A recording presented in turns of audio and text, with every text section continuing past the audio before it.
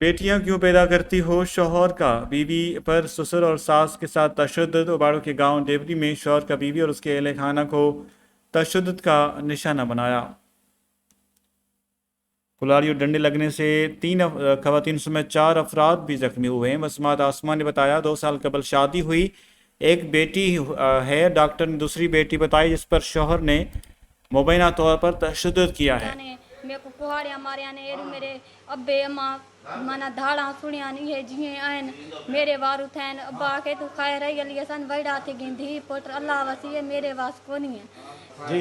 हर मां जो नालो आबिद हुसैन मां अली हसन पुलिस वारो उन सां कयो हुअमि रिश्तो 2 साल पहिरें मां जी नंढड़ी खे माना जीअं माना माना ठही न माना पहिरें माना धीउ ॼमिया त उहा माना धीउ पालिया माना यकदमि पोइ वॾे परेशान ते थियो।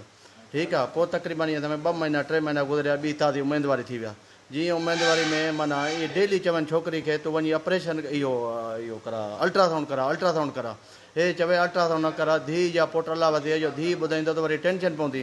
न अल्ट्रासाउंड करा धीउ ॿुधाए त असां तोखे घर में न रखंदासीं, पुट हुयो त तोखे घर में रखंदासीं।